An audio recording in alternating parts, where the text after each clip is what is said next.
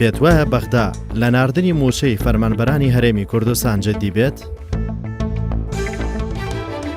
باوەڕی من حکوومەتی عایدەر عەبادی بە هیچ جۆرێک موچە نانێرێ بۆ هەرێمی کوردستان لەبەرەوەی عەبادی پلانێکی هەیە ئەویش ئەوەیە حکوومەتی هەرێمی کوردستان هەموو بودجە سیادیەکان بنێرێ بۆ حکوومەتی فیدراڵی اینجا نەوتە غەیری نەوتیە و دواتریش ئەو کاتە بەپێی بودجەی حکوومەتی فیدراڵی کە لە پەرلەمان مسادەقەی لەسەر دەکرێت بەو شێوەیە دەینێت.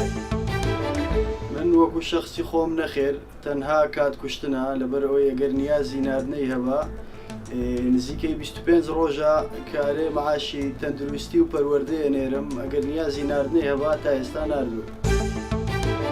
ئەس گەلێکی ڕاشبینم عەبادی و بەغدا پارەی هەرێمی بنێت.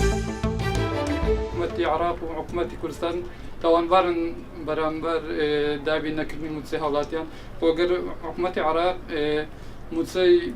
موچەی هاوڵاتیان نەدات حکوومەتی کوردیش دیان کارتی فشار هەیە بۆ بەرامبەر حکوومەت عێراق بەکاردن یەک لەوانە لێستاوە هەڕەشەکردنی ئەوەی لەسەر بکرێکە بەشدار انتخابات نەکە هەرێمی کوردستان.